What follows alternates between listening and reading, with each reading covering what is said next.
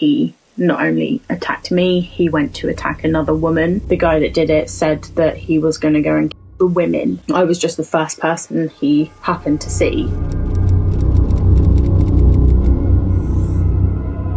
I was 17 in my first relationship and everything was great. We were really close. We spent all of our time together. In June, him and his family were moving house. I was quite excited because the area they were moving to was actually literally probably about like 15 houses down from my best friend's house. So over that weekend, we were moving my partner into his new house. As he was doing it, I received a message from Liv, my friend. She was like, "Do you want to pop over? I didn't realise like your partner had just moved." And I was like, "Yeah, why not? He's going to go on his Xbox for a bit. Let's have some girl time." So my partner said, "Will you be okay? Do you want me to walk you?" And I was like, No, I'll be fine. So I left. I went through the back gate, started walking up the road, and then in front of me I saw 3 men. I could hear really raised voices, so I was like, okay, I think these guys are clearly arguing with each other. I avoided going anywhere near them. I avoided making any kind of eye contact with them because I could see how angry they were. So I walked past them. I kind of had this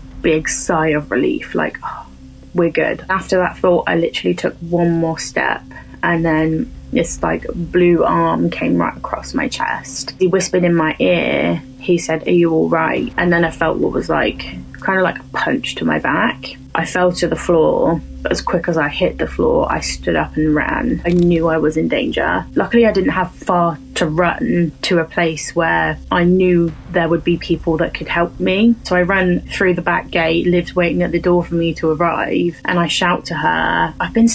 And then she was like, "What?" So I just turned around and I showed her my back. I took my left hand and placed it around the back of me, and then I brought it around and it was just covered in...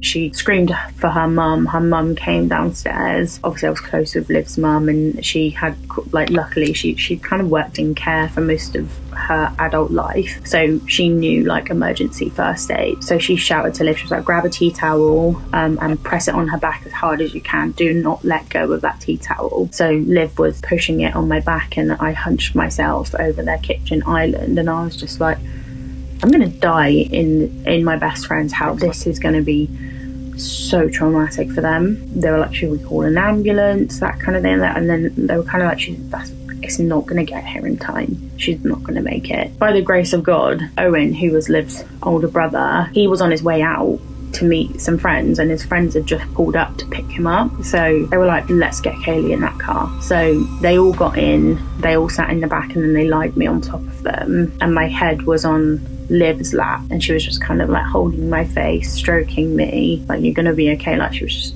shaking. The worst thing I've ever heard, watching her hold me when I was dying. It's just horrific for her as well. I was just crying, saying, "I want my mum. I need to talk to my mum. I'm going to die. I have to see and talk to my mum before I die. Tell her that she's going to be okay and she carry on without me, and that's okay." And then I tried to give them my phone because I was like so dizzy. I was starting to pass out. I was like throwing up. I was trying to give them my password to my phone to be able to call my mum. They managed to phone her, and then they managed to phone my partner at the time as well, who obviously very quickly went to go and get his mum. I wasn't aware what was going on back at the scene. He not only attacked me, he went to attack another woman. The guy that did it said that he was going to go and the women. I was just the first person he happened to see. They do manage to get me out of the car, but I obviously couldn't move myself. So they brought a pat slide out to slide me out of the car, took me straight in through the hospital. And while en route, they started to cut my clothes off of me. Quite soon after, I saw my mum. My mum came in, and obviously she wanted to be close to me. She'd obviously assessed for herself that this was an awful situation and it was going to be unlikely that I came out of this. So she was just trying to comfort me before I died. It had been too long. I was out for too long. I just didn't think it would be remotely possible that I would come out of this. My mindset changed to, when I'm gone, how can I help other people deal with this? I could genuinely feel the life draining out of me. I was fighting so hard just to stay awake until I couldn't do it anymore. Although that was a really scary thought that I was going to die, it was something that in the end I said, I've got no control over this. So ultimately, everybody did their job and they did an incredible job. The most painful thing, I had something called intraosseous cannulation. When I got to the hospital, I'd lost so much that all of my veins had collapsed. They had nowhere to get a central line or access to give. So they had to literally drill into my shin, get into my bone marrow while I was awake, and I had no pain relief, nothing. I was fully awake and I was screaming. That kind of thing is only used in very severe emergency situations. If I had to go through that again now, I'd be like, nah, just leave it. But after that, they put me to sleep and took me to surgery, and I was in surgery pretty much the whole night, and everybody was just waiting around to hear anything, and my mum crying and begging, please save my baby. So after my surgery, they didn't really know if I would actually kind of like wake up from it. I had injury to my kidney, my spleen, my pancreas and the back of my stomach.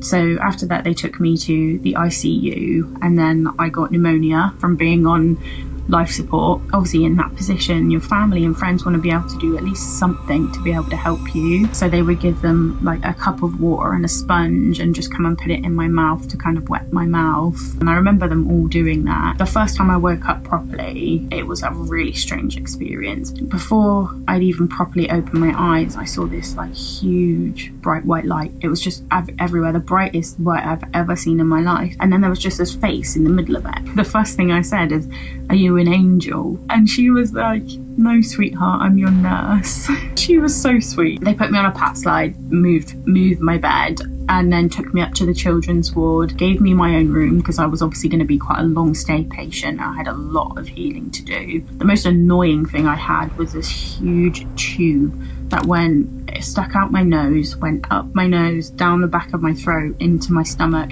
I had that in for about a month, lifted up my top, and I just saw this bandage or huge plaster going right from the middle of my breast down to my pubic bone. And I lifted the top of like the plaster just a tiny bit just so I could have a look.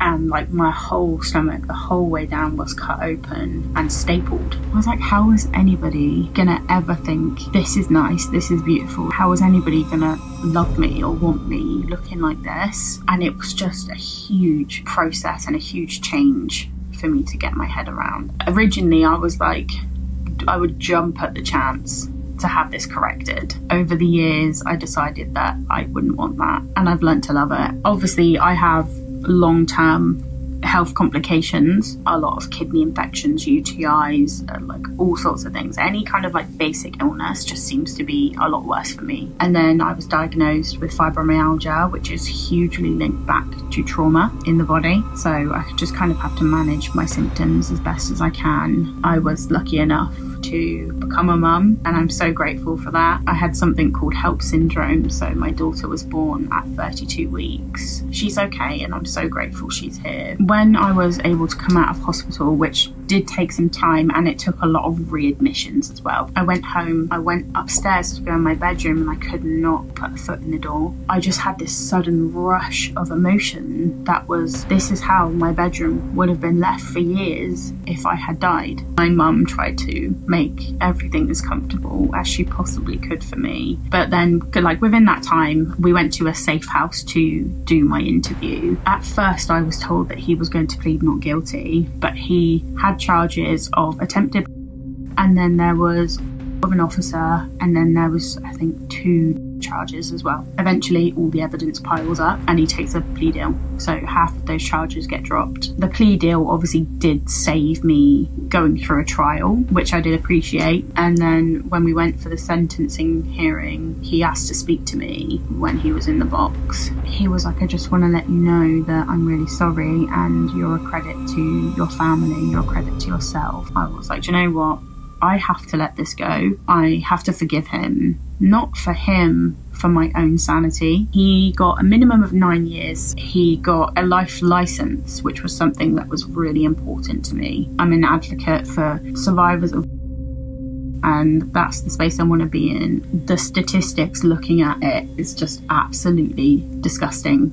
There is a crime epidemic in the UK. Young people are not being taught properly. People don't think that these young people are the next generation. All of these people are going to be eventually the people that you might see on the news for partner. Children can come from the best of families and still be outside influenced from hugely different opinions from their parents, so we cannot always blame the parents. Especially in my case, I've thought a lot about his family. They are also going through this. This is not their fault. They are also victims, and they have to say things like, my brother tried child, and I think that needs to change as well, because it's not their fault. We are blaming the wrong people. It just seems so silly. It seems so silly when we can really focus on education, educating young people on being appropriate.